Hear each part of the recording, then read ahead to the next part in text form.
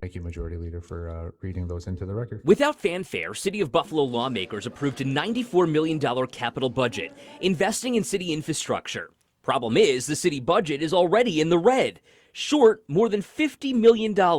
We have to operate day to day and provide services and to keep this city moving, even through turbulent fiscal times. Common Council member Mitch Nowakowski is the Finance Committee chair. He says most of the city's debts will be paid off in 10 years. I don't want to have broken down community centers, street lights that are falling down, sidewalks that are cracked, paving of streets be down to the brick. We have to get this done. We have to move city forward. So I don't want people to think that it's like an American Express and that bill comes due. It's a part of municipal finance, is paying off debt, and it's over a significant period of time, and we're well within our healthy limits. But Mitch, this has been going on for years, and the problems have persisted for years. You're talking about 5 different things here that are happening right now.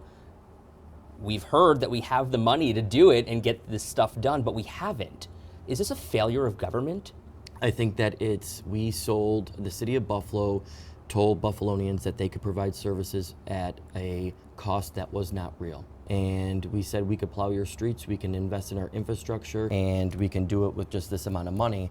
But the fact is that was a lie. So much so, Mayor-elect Sean Ryan says taxes will be going up to actually pay for services and upgrades. He hasn't said how much, but Nowakowski has come to this conclusion. I wouldn't be surprised if a new mayor was to propose a double-digit tax increase. Ryan told me he's not ruling it out. I'm not ruling it in either. The $94 million capital budget provides more than $5 million for Buffalo Fire Department equipment and more than $4 million for Buffalo police cars and equipment as well. While they argue upgrades are necessary, both departments are spending big on overtime, 80% over their budgets. If this is something that needs to be addressed, I think that we need to all come to the table and address it. PBA President John Davidson explains these men and women are working overtime because of short staffing. He says there are mandates for minimum staffing numbers based on state policies. To that extent, he says officers in the B District downtown are working every weekend to cover the Chippewa Entertainment District or Main Street when Shays has a show. To eliminate the need for overtime or forced work, should bars on Chippewa, should Shays hire their own security to make sure that people are safe, thereby eliminating the need for police? I think that would be up to individual entities. I think that you're going to be hard-pressed to ever find private security that's more trained and better than a Buffalo police officer. Can you understand why someone, a taxpayer who is potentially facing a double-digit tax increase, Sure, would say overtime needs to be reined in?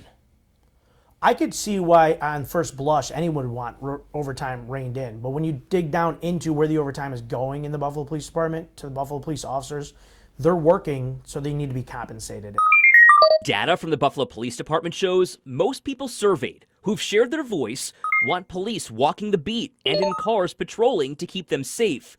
But the budget is becoming a major problem, and Nowakowski says the overtime is out of control. We understand that these are public emergencies, but to the point where we have officers making over 6 figures in overtime is not sustainable. Just to point out, though, they're not doing anything wrong. No. Or unethical. Nope. They're adhering to their collective bargaining agreement that's spelled out, that was agreed to by both parties. Buffalo police officers have been working without a contract since July, following an expired collective bargaining agreement. Will you agree to a new CBA that does not cut overtime? No, I won't. No, it's not sustainable. I'm not going to discuss contract stuff in the media. I've spoken with Mitch, and I think he and I get along really well, and I think he and I share a lot of the same concerns.